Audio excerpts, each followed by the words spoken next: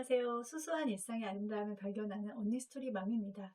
오늘은 내가 정서적으로, 정신적으로 건강한 엄마인지 아니면 문제가 있는 엄마인지에 대한 이야기를 나누려고 해요. 아직도 가야 할 길의 저자이신 스카펙 박사님이 쓰신 책을 제가 한 5권 정도 읽으면서 그 안에 뭐 삶에 대한 이야기, 사랑에 대한 이야기가 많이 나오는데요. 특히 저는 부모와 자녀와의 관계에 대한 그런 부분들에 많이 눈길이 가더라고요. 그 부분을 정리하면서 제가 몇 가지를 추려봤어요. 내가 정말 객관적으로, 정서적으로 또 정신적으로 괜찮은 엄마인지, 건강한 엄마인지에 대해서 아니면 그렇지 않은지에 대해서 좀 볼 수 있는 시간이 되었으면 좋겠어요. 첫 번째로는 어떤 뭐 아이 문제뿐 아니라 어떤 상황 속에서 일어나는 여러 가지 문제에 대해서 그 책임을 얼마나 지려고 하는지. 성격장애 같은 경우는 그 모든 것의 책임을 다 남 탓, 상황 탓, 자기 탓은 생각하지 않는 사람들이라고 나와요. 그리고 아이가 뭐 학교에서 부적응할 수도 있고 사회성이라는 부분이라든지 성격이나 이런 부분에 있어서 어려움을 겪을 수도 있어요. 근데 그 모든 것이 사실 아이 탓인 게 아니잖아요. 그리고 엄마 탓인 것도 사실은 아니에요. 그 안에 일정 부분에 함께 노력하고 또 나의 그 안에서 내가 할 수 있는 부분, 내가 조금 아이에게 부족했던 그런 부분들이 무엇인지를 성찰해보고 그것을 찾아내는 것은 되게 중요한 자세잖아요. 근데 그것에 대해서 무조건 나는 잘못이 없고 아이가 문제야. 또 뭐 애 아빠가 잘 안 해줘서 그래. 아니면 선생님이 무관심해서 그래. 친구를 잘못 사귀어서 그래. 그러니까 모든 것에 대해서 나는 책임지지 않는 사람이 된다면 그러면 사실 그 문제를 같이 해결해 보려는 의지 자체도 없는 것이거든요. 그리고 부부간에 뭐 싸울 수가 있잖아요. 근데 여러 가지 원인이 있겠죠. 뭐 성격적인 부분뿐 아니라. 근데 아이들 같은 경우는 부모가 이제 뭐 자기 문제로 이야기하다 언성이 높아지고 싸우게 될 때 다 자기 탓으로 돌리는 경향이 굉장히 커요. 그리고 우리가 이제 엄마 아빠가 내가 너 때문에 너무 속상하고 내가 너 때문에 진짜 너무 창피하고 또 내가 학교에 왜 가가지고 선생님한테 왜 그런 미안한 얘기를 해야 돼? 막 이렇게 얘기하는 것들 모든 것들이 아이들에게는 비난으로 다가오고 또 자기에게 큰 문제가 있고 또 엄마 아빠를 힘들게 하는 사람, 자신을 고통스럽게 하는 사람이라는 그런 생각을 갖게 되거든요. 굉장히 자녀를 하여금 고통스럽게 하고 비참하게 느끼게 하는 그런 말이라고 해요. 그래서 어떤 것에 있어서 어, 책임을 회피하는 것, 나는 회피하고 있는 엄마인지 아닌지에 대해서 생각하는 거 되게 중요하고요. 두 번째는 내가 화를 어떤 상황 속에서 또 상대에 맞게 또 그 화의 이 정도가 있잖아요. 그리고 어떤 식으로 표현하는지, 다양하게 그 상황에 맞게 화를 표출할 수 있는지가 되게 중요한 부분이라고 나오거든요. 우리는 이제 어린아이가 뭐 엄마 미워, 뭐 삐져서 엄마 때문에 너무 나 지금 화났어라고 얘기할 때 어른이 나한테 그렇게 얘기하는 것과 다르게 대처하잖아요. 그리고 정말 정말 정말 말도 안 되게 정말 무례하게 하고 굉장히 고통스럽게 공격하는 사람에 있어서는 때로는 굉장히 강하게 싸워야 될 때가 있고 그 화 자체가 문제가 되는 것이 아니라 화를 어떤 상황에서 그리고 그 사람이 정말 실수를 했을 때는 내가 아프고 내가 뭐 그 사람으로 인해서 조금 손해도 보고 했더라도 어느 정도 감안해 주는 것들이 있잖아요. 또 부드럽게 얘기해주고 또 그 사람이 사과했을 때는 또 그 화의 그 크기가 굉장히 줄어들잖아요. 근데 이 상황에 맞게 내가 그 화를 적절하게 표출할 수 있는지 건강한 방식으로 표현할 수 있는지가 굉장히 중요하다라는 이야기가 나와요. 그 처리와 능력이 있는가. 그게 두 번째고요. 그리고 세 번째는 내가 어떤 자기 만족감이나 충족감들이 없고 또 부모로부터 굉장히 안정적으로 그 사랑을 받지 못했을 때 나타나는 현상인데요. 내가 관계 속에서 굉장히 집착을 하는 사람 아닌가. 내가 어떤 관계에 속해 있지 않으면 도저히 나는 견디지 못하고 비참함을 느끼고 외로움을 느끼고 공허함을 너무나 느껴서 그 시간을 허용하지 않는 거예요. 또 다른 관계에 집착하게 되고 또 나의 그 충족되지 않은 것에 이끌려서 계속 관계를 다른 사람들과 그 안에서 굉장히 밀착돼야 되고 그런 사람은 아닌지에 대한 부분들, 관계 내에서 나는 건강한가, 나의 외로움을 나는 견딜 수 있는 자인지, 그게 세 번째거든요. 그리고 내가 온전하게 사랑을 받은 그 어렸을 때 그 부모로부터 그 정서적으로 받은 것들이 굉장히 중요하다라는 얘기가 나와요.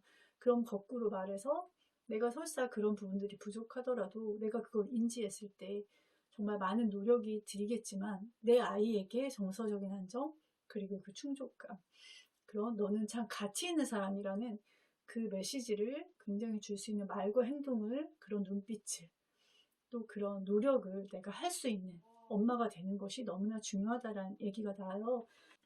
사랑받는 것 자체가, 받는 것, 사랑을 나는 받는 존재, 그거로만 그게 내 삶의 목적이라면 그거는 성취하지 못할 거라고 나와요.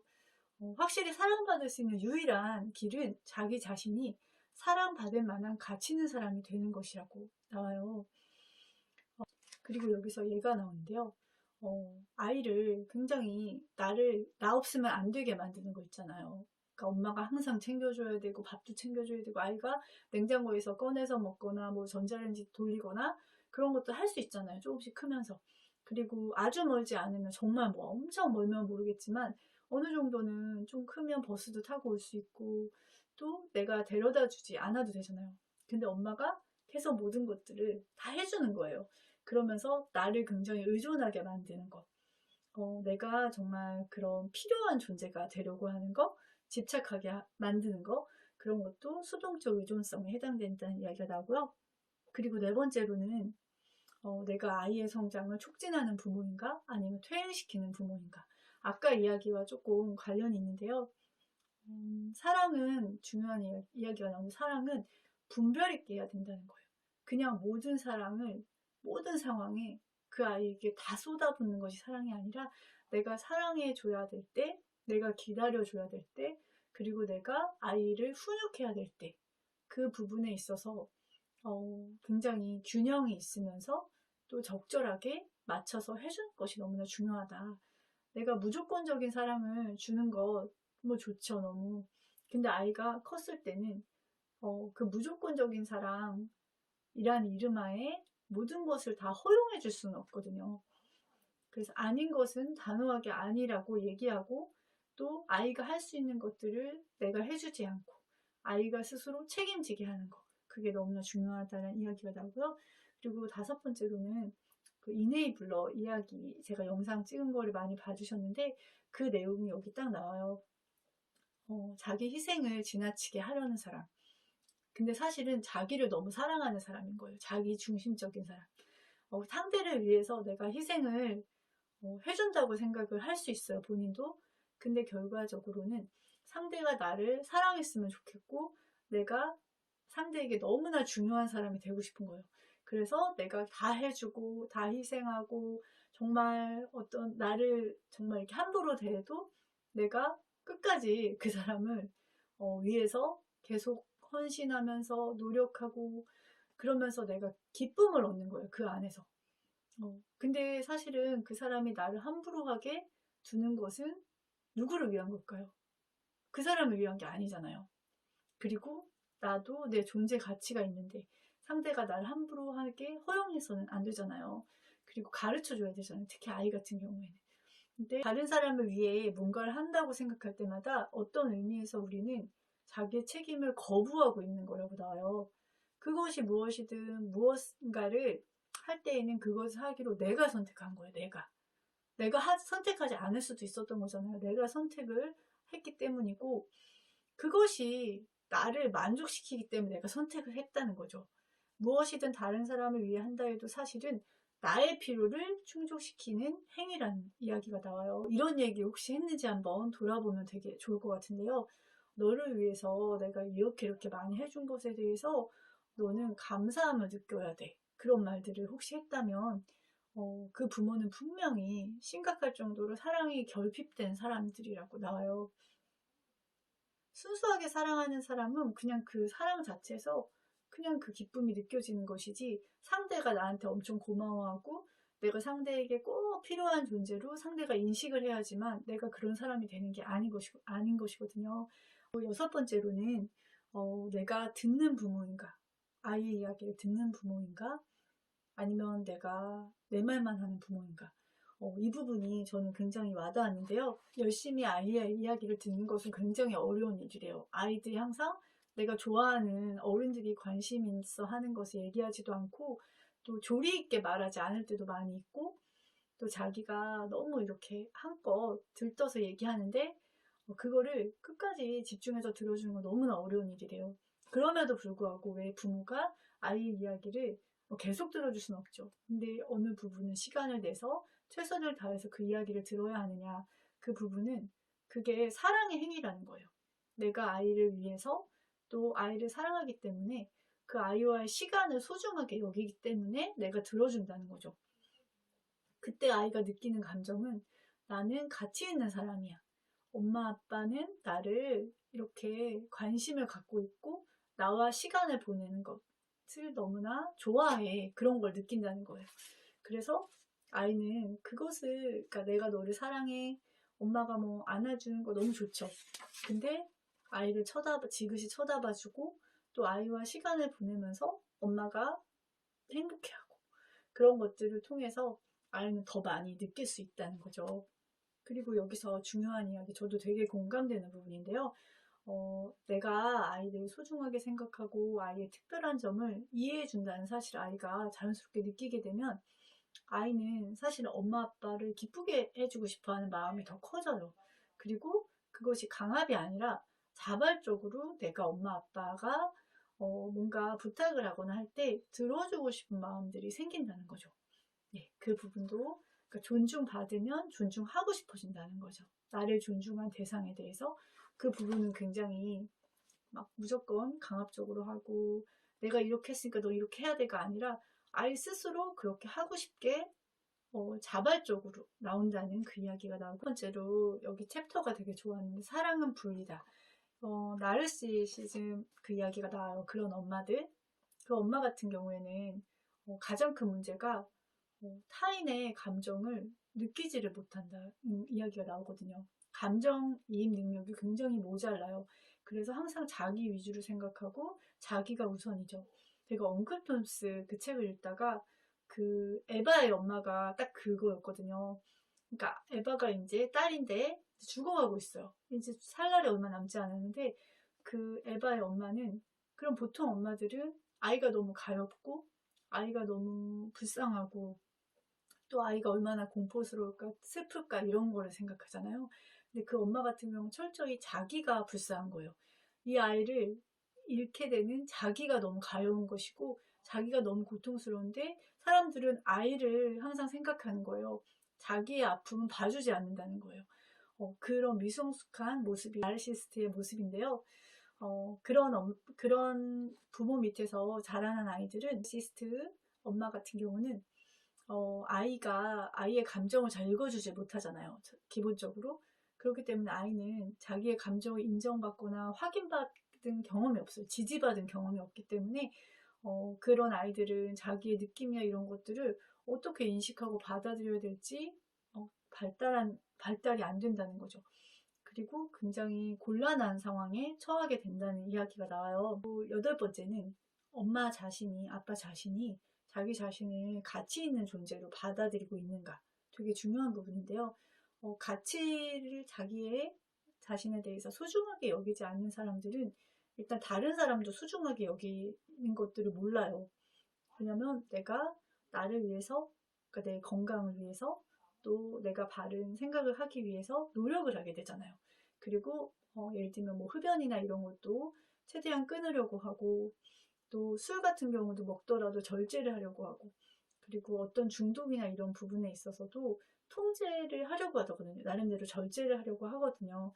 근데 나이가 소중하지 않으면 내가 망가지건 내가 잘못된 길로 가건 별로 중요하지 않은 거예요. 자기를 돌보지 못하는 거예요. 자기를 돌보는 방법을 모르면 다른 사람을 돌볼 수도 없거든요.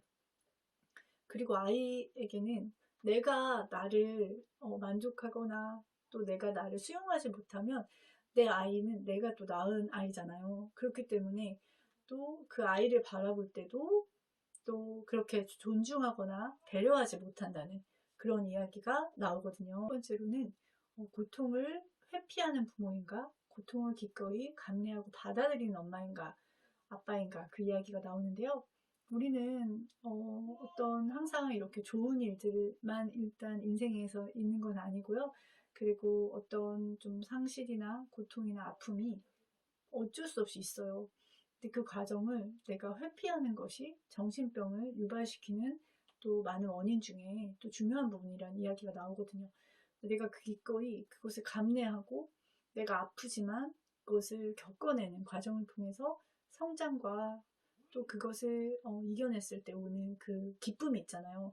근데 그 부분을 내가 회피하고 있지 않은지를 한번 생각해 보라는 이야기가 나오거든요. 그것을 매일매일 엄마 아빠도 불완전한 존재이고, 그리고 때로는 넘어지고, 그렇지만 그것을 회피하거나 그걸 그냥 없다고 묻거나 다른 길로 그냥 가는 것이 아니라 그 과정을 겪어내고 감내하면서 성장하는 것들이 너무나 중요하다는 거죠. 그것들을 아이들이 바라보면서 나 인생에 있어서 예기치 못한 여러 가지 상황 속에서 그것을 이겨낼 수 있는 힘, 그것을 감내할 수 있는 그런 용기가 생긴다는 이야기가 나와요.